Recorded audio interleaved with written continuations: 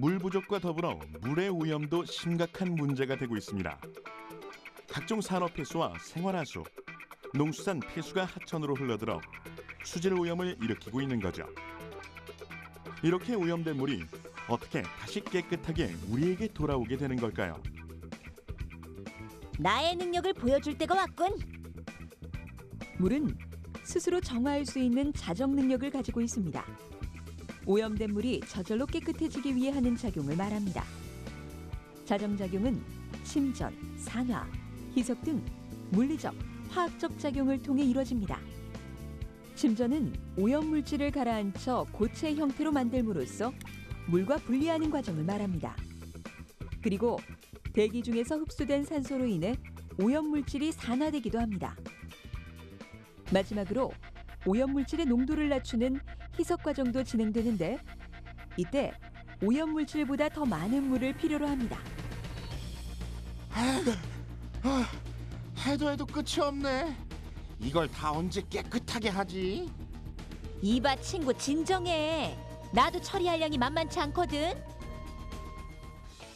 인공 정화 과정도 크게 다르지 않습니다. 우리가 쓰고 버리는 물을 하수라고 하는데 4인 가족 기준으로 하수의 양이 1일 약 1000리터 정도 됩니다.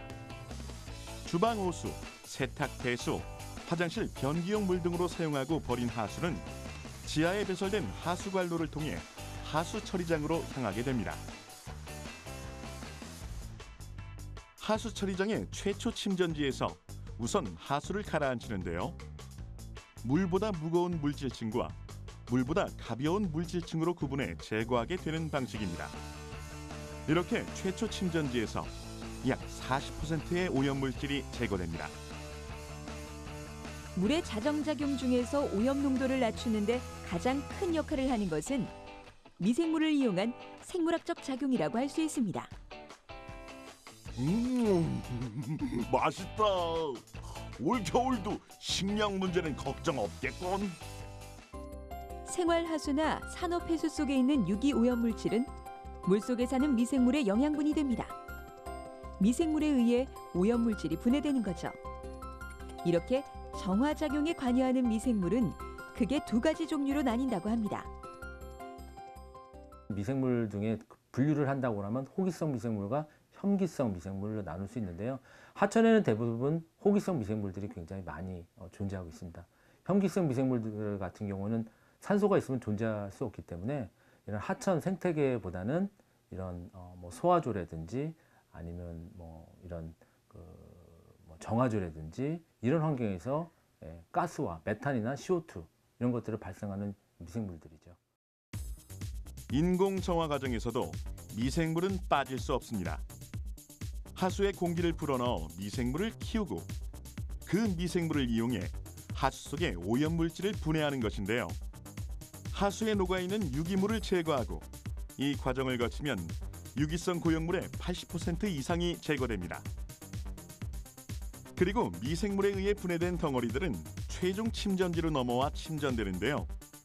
유기물 덩어리는 가라앉고 맑은 물만 위로 뜨게 됩니다. 최종 침전지를 통과한 물은 소독조에서 마지막 소독 과정을 거칩니다. 이때 소독에 쓰이는 물질로는 염소와 오존, 자외선 등이 쓰이는데 염소는 미생물에 대한 살균 효과가 뛰어납니다. 세포 내 효소를 파괴하거나 세포막 자체를 파괴합니다. 또 자외선은 세포에게 DNA를 변형시키거나 파괴시킴으로써 높은 살균 효과를 발휘합니다. 마지막으로 오존은 무색의 자극성 냄새가 있는 기체로 강력한 산화력을 가지고 있어서 미생물뿐 아니라 유해가스 및 유해 유기물질 등의 제거에도 자주 이용됩니다. 이렇게 정화 과정을 거친 하수는 깨끗한 물로 바뀌어 하천이나 바다로 방류됩니다. 이제 드디어 우리가 만나는 것인가? 어서 와. 최적의 환경이 너를 기다리고 있어. 수질 오염의 기준이 되는 것이 용존산소입니다. 용존산소란 물속에 존재하는 산소의 양을 말합니다. 이 용존산소량이 넉넉한 경우 물의 자정작용이 활발하게 일어나 깨끗한 수질을 유지할 수 있습니다. 반면 용존산소가 고갈되면 생활화수나 산업폐수로 인한 오염을 막기 힘들어집니다. 때문에 수질오염의 방지를 위해서는 산소 배출을 하는 수생식물 등을 활용해 용존산소를 일정량 이상으로 지키는 것이 중요합니다. 우리가 쓰고 버리는 물은 소멸하는 것이 아니라 계속 순환해 다시 우리에게 돌아옵니다. 오염원의 사용량을 줄이고 물을 재활용하는 등 생활습관 변화를 통해 물을 깨끗하고 안전하게 관리하는 지혜가 그 어느 때보다 필요한 시기입니다.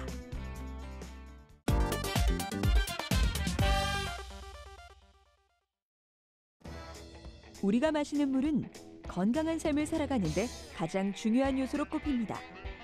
어떤 물을 마시느냐에 따라 물맛도 영양도 천차만별이라고 하는데요. 당신은 어떤 물을 마시고 있습니까? 우리가 식수로 생활하는 물 가운데 가장 많은 비중을 차지하는 것이 바로 수돗물입니다. 우리나라는 수돗물을 식수로도 사용 가능한 몇 안 되는 나라 중 하나죠. 국가별 수질지수 기준으로 122개 국가 중 8위에 해당합니다. 수돗물은 댐과 호수, 강물이라는 지표수를 수원으로 하고 있습니다. 그러나 지표수는 환경오염의 영향이 크고 그 영향이 가장 빨리 나타납니다. 그렇기 때문에 안전하고 깨끗한 물을 만들기 위해 정수라는 과정을 거치게 됩니다. 수돗물의 정수 과정은 보통 인근 하천이나 댐에서 물을 끌어와 정수장으로 보내집니다. 정수장에서는 부유물을 걸러내고 소독하는 등 꼼꼼하고 세심한 관리를 거쳐 우리가 마실 수 있는 수돗물이 만들어집니다. 철저한 정화 과정을 거쳐 깨끗할 뿐 아니라 영양까지 갖추고 있다고. 수돗물의 주요 수원인 우리나라 지표수에는 다량의 미네랄이 함유되어 있습니다. 정수 처리 뒤에도 미네랄 변화는 미미하여 먹는 샘물 수준의 함량을 보입니다. 우리가 마시는 수돗물에 존재하는 미네랄 성분은 얼마나 들었을까요?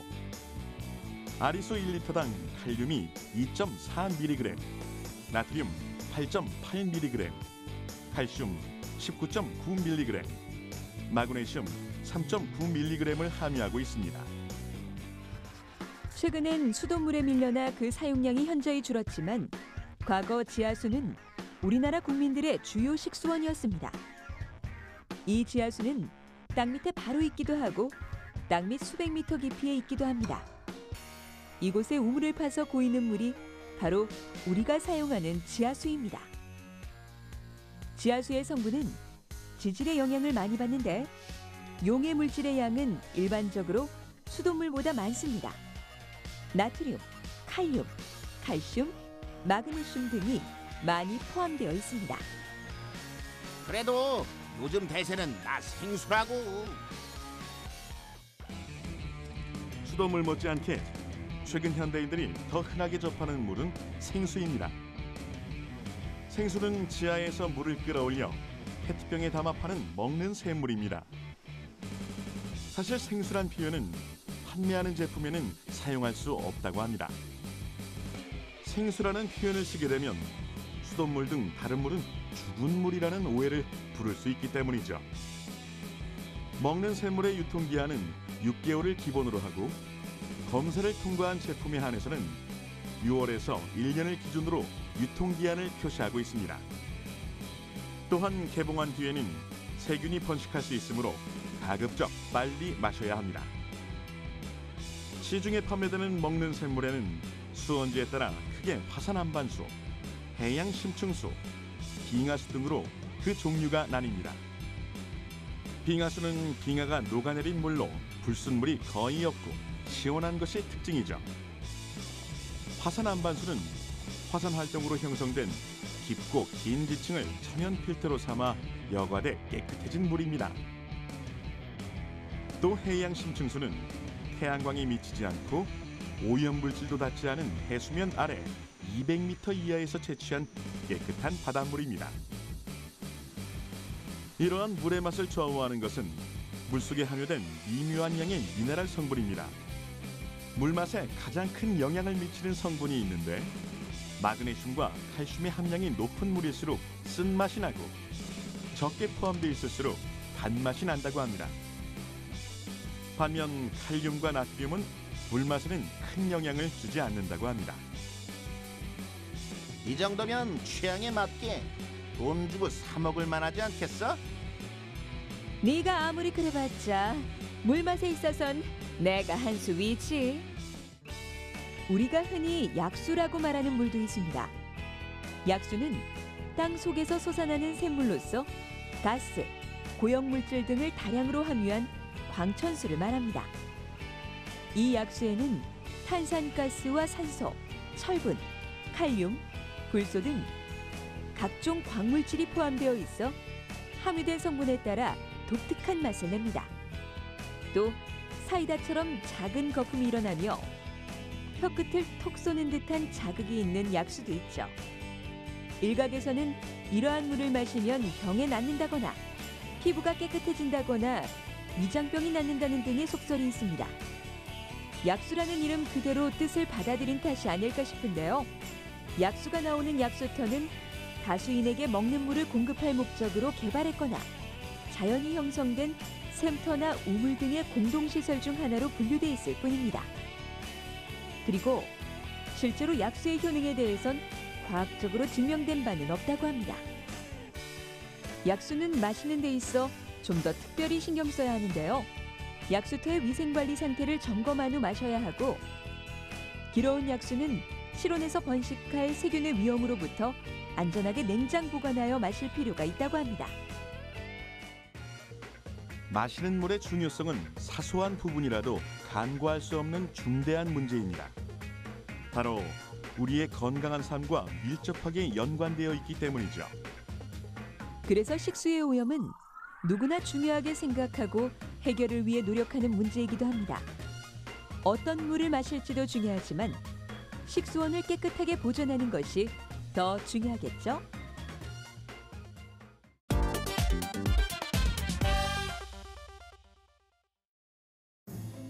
사람에게 공기만큼 소중한 것이 바로 물입니다.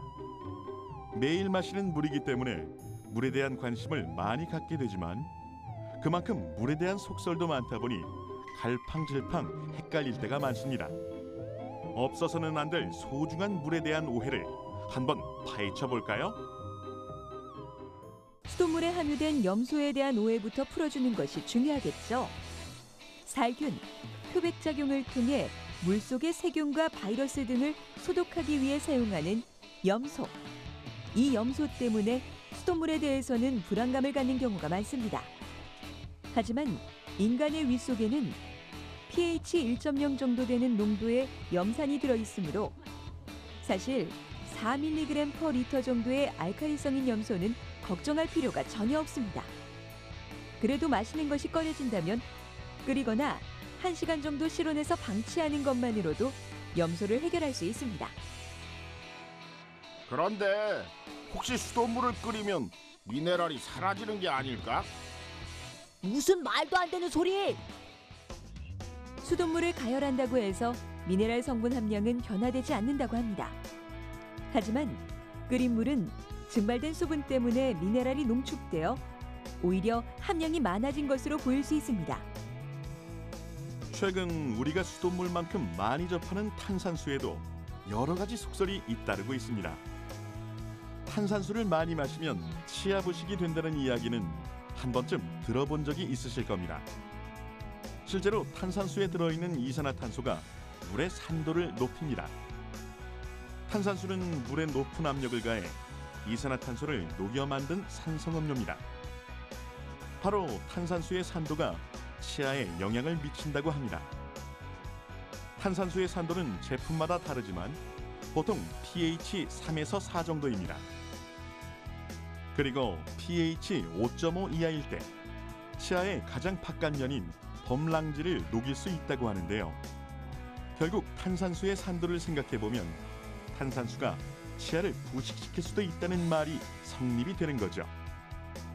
그리고 자기 전에 탄산수를 마시고 그냥 자버리는 경우 충치 발생의 원인이 될 수 있다고 합니다. 탄산수를 마실 때 빨대를 사용하고 또는 마신 후 물로 입안을 헹궈내는 것이 치아 건강을 지킬 수 있는 방법입니다. 탄산수, 네가 감히 날 녹이다니. 그건 내 잘못이지만 말이야. 날 과대평가하는 사람들 때문에 나도 억울하다고. 탄산수가 소화불량에 도움이 된다는 이야기는 어떨까요? 이 또한 의학적으로 근거가 없다고 합니다. 기분에 따라서 소화가 되는 느낌이 들 수는 있지만 소화가 잘 되기 위한 소화효소 촉진 기능이 있는 것은 아니기 때문에 아무런 역할을 하지 않는다는 거죠. 오히려 역류성 식도염 증상이 나타날 수 있습니다. 탄산수를 마실 때 생기는 이산화탄소 기포가 위를 팽창시키고 위산이 가스와 함께 식도로 역류할 수 있기 때문입니다. 또한 탄산수 기포가 공복감을 없애고 배부른 느낌을 줘 다이어트에 효과가 있다는 이야기도 있습니다. 이 때문에 탄산수 다이어트에 도전하는 이들도 많다는데 사실인가요? 보통 현대인들의 경우는 음료수를 통해서 열량을 많이 섭취하잖아요. 근데 탄산수 중에 열량이 없는 것을 마시게 되면 다른 열량이 있는 음료수를 먹는 기회를 대체하기 때문에 다이어트에 도움이 되는 거지, 이 탄산수 자체에 다이어트에 도움이 되는 어떤 기능 성분이 있는 건 아닙니다. 한편 붓기 때문에 물 마시기 무섭다고 하는 사람이 많습니다. 특별한 원인 질환이 없다면 전문가들은 오히려 마시는 물의 양을 점차 늘리라고 권합니다. 붓기는 물이 너무 많아서가 아니라 체내 순환이 제대로 이루어지지 않아 물이 제 위치를 찾지 못하기 때문에 생기는 것이므로 오히려 마시는 물의 양을 조금씩 늘려서 순환이 잘 되도록 하면 붓기가 줄어들 수 있습니다. 그렇다면 건강을 위해 물을 마실 때 찬물이 좋을까요? 따뜻한 물이 좋을까요? 기본적으로 찬물은 지방 분해를 촉진하는 데 효과가 있고 대장 운동을 촉진시켜 기초 대사량을 높여줍니다. 반면 따뜻한 물은 소화를 도와주는데 소화기관이 약한 사람들에겐 따뜻한 물이 장의 부담을 줄여줍니다. 그렇다면 좋은 물은 따로 있는 것일까요? 물은 그냥 물로써 마시는 것이지 어떤 기능을 기대하고 먹는 것은 오히려 화를 부를 수 있습니다. 공인된 기관에서 안전성이 검증된 물을 마시는 것이 가장 현명하게 물을 마시는 방법이라 할 수 있을 것입니다. 당연하다고 생각했던 물에 대한 정보였는데 잘못 알고 있었던 경우가 많네요. 기왕 마시는 물이라면 올바른 정보를 통해 똑똑하게 마실 수 있도록 해야겠네요.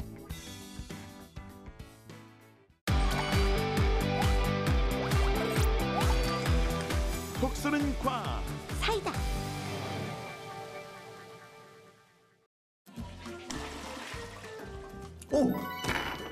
뭐야?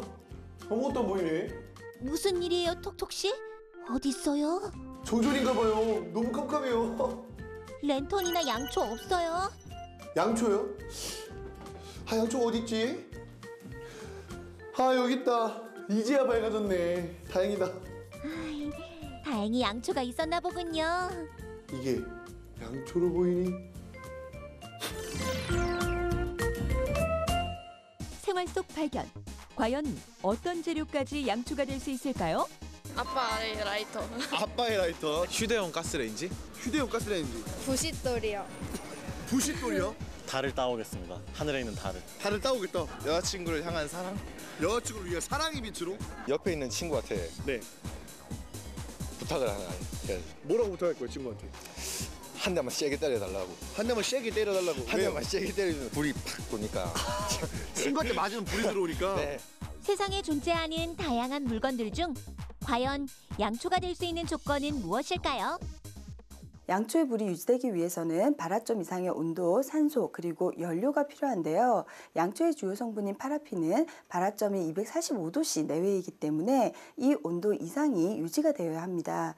그리고 연소는 빠른 산화, 즉 산소와 화합을 하는 반응이기 때문에 충분한 양의 산소가 공급되어야 합니다. 자, 그럼 이 조건을 가진 재료들이 과연 불을 훤히 밝힐 수 있을지 양초를 직접 만들어 보죠. 먼저 집에 먹다 남은 버터를 활용해 볼까요? 버터를 적당량 자른 후 중심에 심지를 끼웁니다.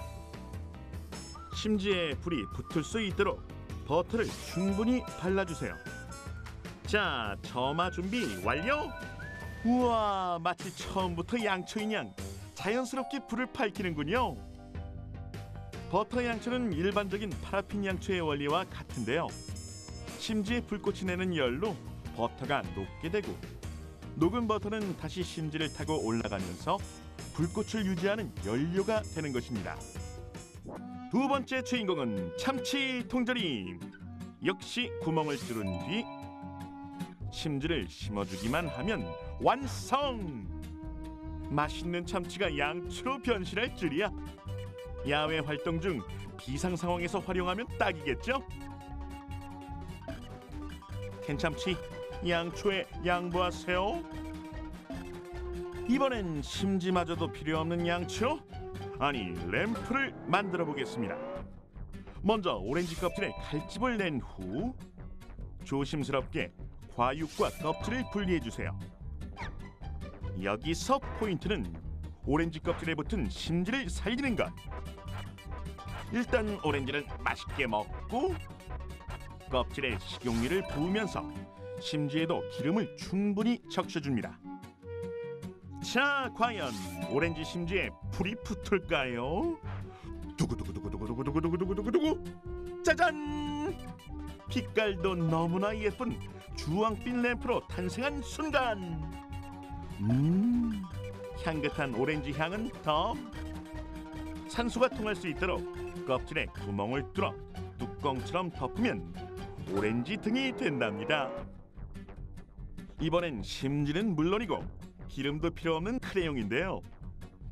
크레용은 알료와 파라핀 왁스 등을 열로 녹인 후 혼합해서 고체로 만들었기 때문에 그 자체가 양초의 역할을 할 수 있는 것입니다. 아메리카 인디언들은 기름진 생선을 뾰족한 막대에 끼워 불로 태우기도 했고요. 기원전 3000년경 로마 사람들은 마로 만든 실에 밀랍이나 송진을 묻힌 양초를 사용하기도 했다는군요. 아하! 이렇게 동물의 지방에서 추출한 원료가 램프와 양초의 시초가 된 거군요. 그럼 젖이나 우유에 들어있는 유지방도 연료가 될 수 있지 않을까요? 그래서 실험을 해봤죠. 껍질이 왁스로 코팅된 치즈가 있어요. 치즈가 묻은 껍질을 벗긴 후 돌돌돌돌 말아 불을 붙여봤는데요. 아, 치즈 양초의 주인공은 바로 요 껍데기였군요. 톡톡이는 촛불처럼 따뜻한 남자가 될래요.